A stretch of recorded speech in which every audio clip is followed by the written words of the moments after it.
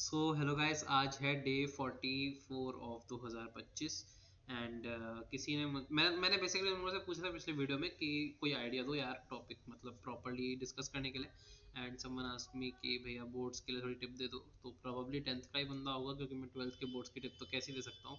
And also they were saying कि English के boards की दे दो, एंड इंग्लिश का बोर्ड परसों ही है तो प्रोबेबली 10th का ही होगा। सो मतलब this is a good score जो मेरा था, जिससे मैं इंग्लिश की टिप दे सकता हूँ। Although it's not the best, इससे बेटर स्कोर आता है इंग्लिश में। I got 97 in English last year. And to be honest मेरी इंग्लिश इतनी अच्छी नहीं थी पूरे साल मेरी स्ट्रेंथ हिंदी और मैथ्स थे, जो कि लास्ट में थोड़ा सा बिगड़ गए थे due to overconfidence. But English wasn't very good for me for most of the year because I didn't enjoy English much. I was good at English, the language, and so I had a good command over writing, reading, and grammar sections. But I almost hated literature except for the poetry because I love English poetry.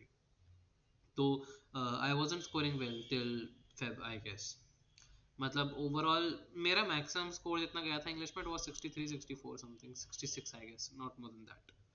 And it was a good score but not a very good score. मतलब भाई overall अच्छे number चाहिए तो फिर तो 66 is very less. मतलब अगर कोई 90% प्लस चाहता है और बोर्ड्स में ओवरऑल मतलब, तो English should be one of the best performances. तो what I did in the last 2-3 weeks, तभी मैंने मेनली पढ़ाई की थी।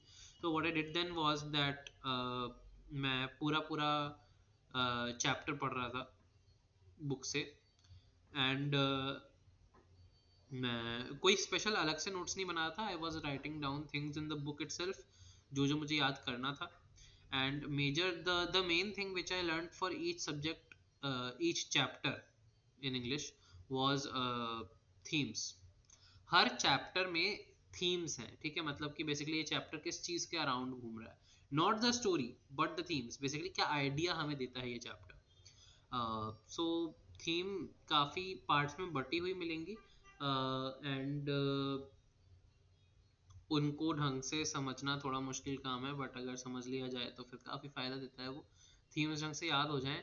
एंड उसके बाद फिर तो I don't think it's a very big deal to score 95 plus in English, to be honest.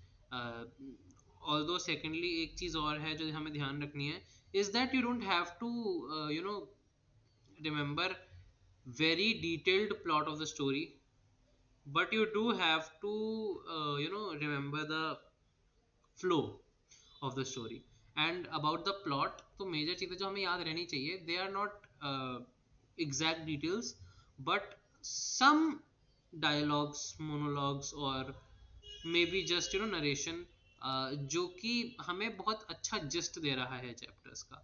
वो चीज़ें हमें हमें याद होना थोड़ा ज़रूरी है। मतलब ज़रूरी इन द सेंस तुमसे डायरेक्टली नहीं पूछेगा, लेकिन अगर तुमने वो लाइनें लिखना शुरू कर दिया ना पेपर में, वो वर्ब्स यूज़ करना शुरू कर दिया, if you start writing the words from the chapter, you will be able to score good. Although एक चीज़ फिर उसमें वापस आ जाती है कि हम एक वर्ड को बार बार रिपीट नहीं करना है। use a word at max 2 times in an answer, especially a very complex word. If you're using that, then don't use it for more than 2 times in the same answer, because फिर वो cheap लगने लगता है कि तुम बार बार एक बहुत ही अच्छा वर्ड यूज़ किए जा रहे हो।